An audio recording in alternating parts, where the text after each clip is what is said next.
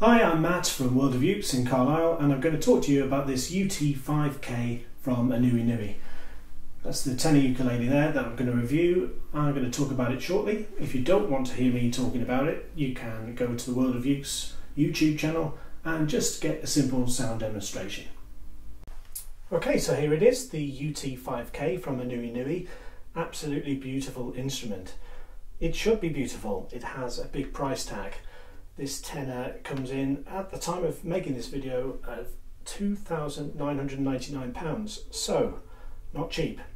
It is, however, absolutely fantastic. I've heard people say, you know, for that kind of money, I'd like to have my own custom-made luthier-built instrument.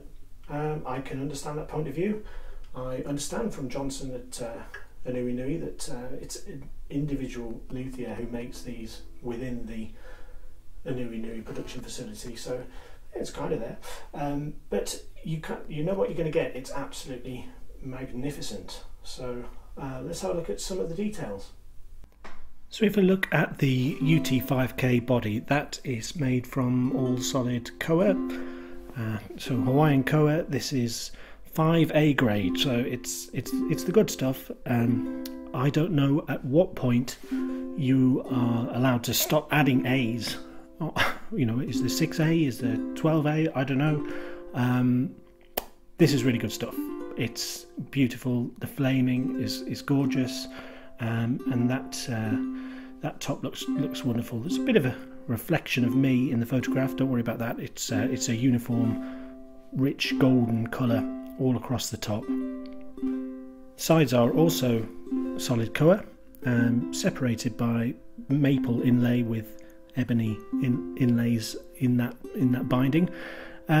We've got the back is also a star. They haven't skimped on the quality of the koa on the back. It's just as spectacular as the front.